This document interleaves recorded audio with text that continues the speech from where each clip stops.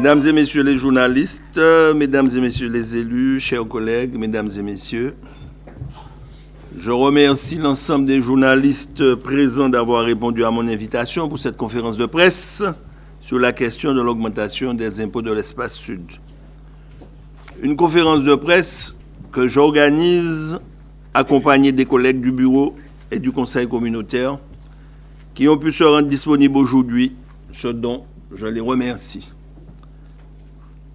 Cette conférence répond pour moi à une exigence d'information et de transparence sur une question essentielle, celle de la fiscalité et des raisons pour lesquelles nous avons été amenés à solliciter le contribuable cette année. Cette conférence que j'organise aussi dans un esprit de responsabilité qui nous fait obligation, en tant qu'élus, d'expliquer aux citoyens les raisons des décisions que nous prenons. Le citoyen que je ne confonds pas avec ceux qui s'empressent toujours d'exploiter ses doléances avec des arrière-pensées politiciennes et le vieux réflexe populiste de dénigrement des élus. J'en viens au sujet précis de cette conférence de presse pour rappeler que le 13 avril dernier, notre conseil communautaire a voté à l'unanimité, moins 4 abstentions, le budget de l'espace sud.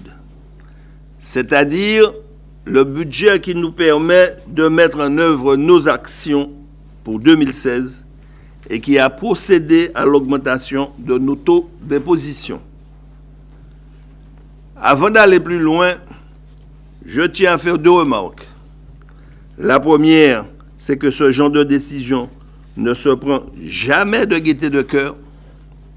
La deuxième, c'est que si le budget 2016 n'a fait l'objet d'aucun vote négatif, c'est parce que les conseillers communautaires avaient conscience qu'il était difficile de faire autrement. Qu'est-ce qui explique pour l'essentiel notre décision de recourir au levier fiscal? C'est d'abord le contexte de baisse des recettes et notamment des recettes en provenance de l'État. Comme j'ai déjà eu l'occasion de le souligner, nous subissons en particulier une baisse régulière de la DGF, la dotation globale de fonctionnement. Cette baisse est très importante depuis 2 ans, puisqu'elle équivaut pour l'espace sud à 1,5 million par an, ce qui va représenter un montant de 4 millions de pertes de recettes de 2014 à 2017. Parallèlement, nous avons dû faire face à l'augmentation et parfois à l'augmentation brutale du coût de certains services publics.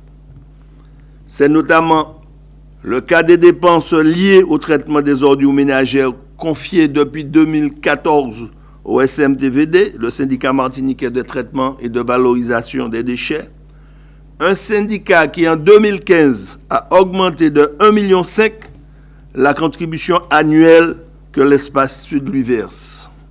C'est cela qui a rendu inévitable l'augmentation de la taxe d'enlèvement des ordures ménagères. Car, je le précise bien, c'est le traitement et non la collecte qui est à l'origine de l'augmentation de la taxe d'enlèvement des ordures ménagères. Sur cette question, il faut être précis. Il faut d'abord rappeler que cette taxe sert à financer à la fois la collecte et le traitement des ordures ménagères. La collecte, dont la communauté a conservé la gestion, nous coûte 16,5 millions par an. Le traitement nous coûte 8,5 millions par an à travers la contribution que nous versons au SMTVD, une contribution qui est passée donc de 7 millions à 8,5 millions en un an, de 2014 à 2015. Les recettes de la TEN doivent donc servir à financer une dépense annuelle de 25 millions, collecte plus traitement. Or, alors que le taux de couverture de cette dépense par la taxe était de 73% jusqu'en 2014, il n'était plus en 2015 que de 67% du fait de l'augmentation de la contribution versée au SMTVD. Il fallait donc combler une différence non plus de 27, mais de 33%. C'est cela qui explique l'augmentation du taux de la TOM, dont les recettes couvrent désormais à 98% les dépenses de collecte et de traitement des ordures ménagères sur le Sud. Au-delà de ces deux chocs, baisse brutale de la DGF et forte augmentation du coût du traitement des déchets, il a fallu maintenir, voire améliorer, la qualité de certains services publics auxquels les citoyens sont très attachés. Maintenir la qualité du service de restauration scolaire, auquel nous consacrons 7,3 millions par an et pour lesquels la communauté finance les 2/3 du prix de revient des repas.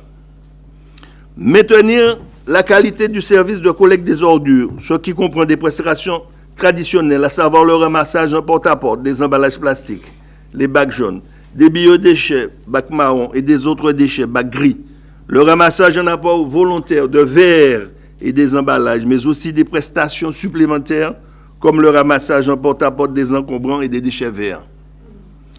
Il a fallu améliorer la qualité de certains services publics.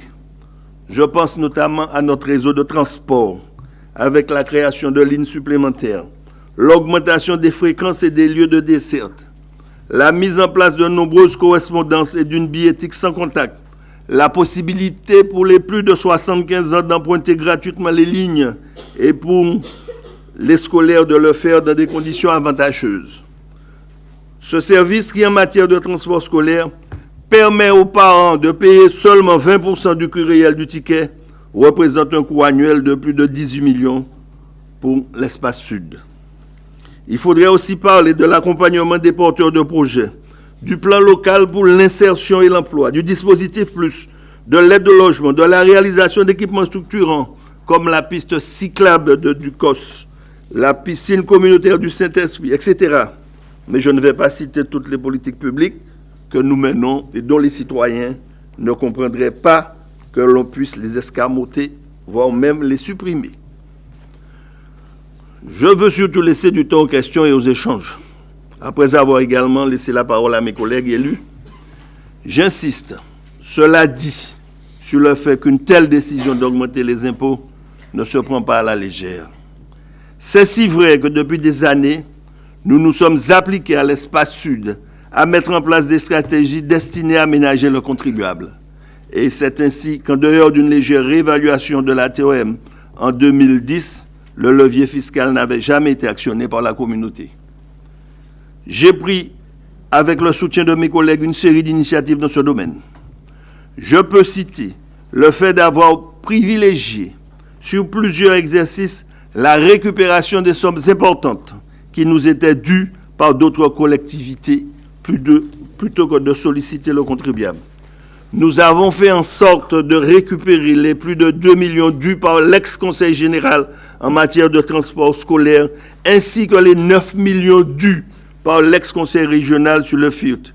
Une affaire pour laquelle, je le rappelle, nous avons dû aller devant les tribunaux. Je ne sais pas si vous vous en souvenez sûrement. Je peux citer l'initiative que j'ai prise de mobiliser mes deux collègues présidents de la CACEM et de Cap-Nord pour faire en sorte de juguler la contribution que le SMTVD envisageait de réclamer cette année aux communautés d'agglomération, car sans cela, il aurait fallu solliciter le contribuable davantage encore. Je peux citer notre effort permanent de maîtriser les dépenses de fonctionnement, un effort qui concerne entre autres les dépenses de personnel. Je suis d'ailleurs surpris d'entendre qu'à l'espace sud, il y aurait des dérives à ce niveau. Je rappelle tout de même que nos dépenses de personnel représentent actuellement 13% de nos dépenses de fonctionnement, ce qui correspond selon les critères en vigueur à un ratio plutôt tout à fait modéré. Je peux aussi évoquer les discussions que nous avons actuellement avec la CTM à propos du transfert de la compétence transport pour que celui-ci s'effectue dans les meilleures conditions financières possibles pour l'espace sud et donc pour le contribuable du sud, en tenant compte de la nécessité pour Martinique Transport de garantir un service de qualité aux usagers du Sud et du reste de la Martinique.